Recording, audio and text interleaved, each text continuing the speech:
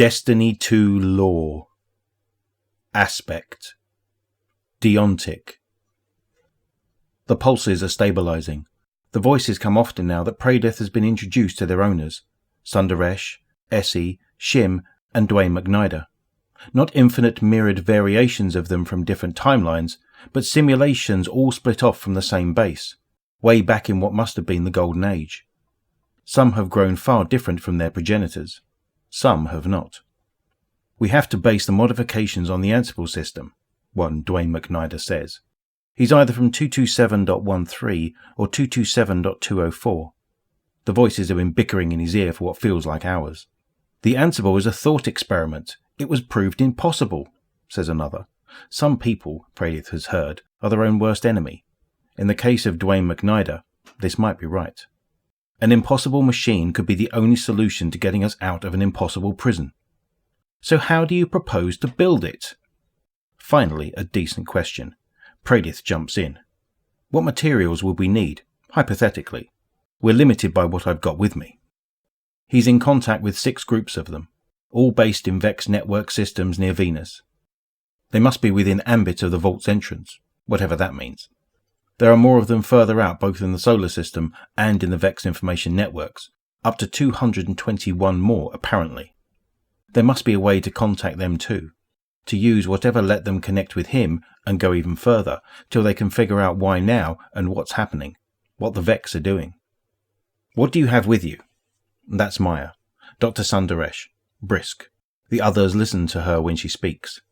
He has 3 guns, 2 disassembled down to their casings for parts, 2 boxes of physical ammo, and 1 of Omolon energy cells he's been using to power his radio.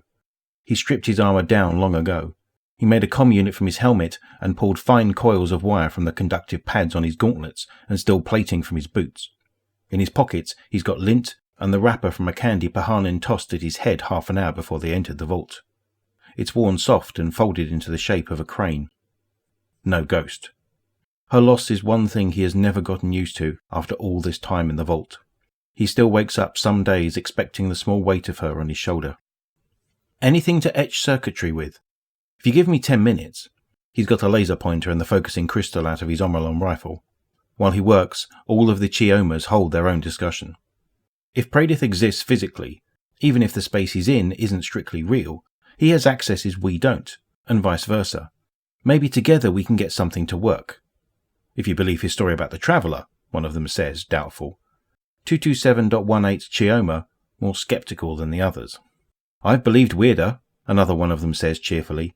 She pauses and adds, Do you remember the first thing we saw the Vex do? Go for Maya's throat? No, jump into that frame, clear through the air. 6 Chiomas rattle their fingers against their radios in unintentional polyphony, thinking. Think we're close enough to Vex at this point to use one of their tricks? 227.18 Chioma turns wry.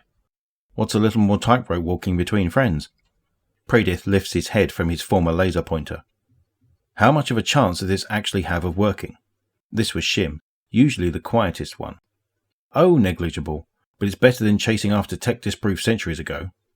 Pradith doesn't have enough scavenged parts for both trials. It's one or the other. A choice they can't undo. They take a vote. Pradith marks the tally with screws on 2 adjacent flagstones. 227.18 Chioma gives the first aye. It's unanimous. They're taking the leap.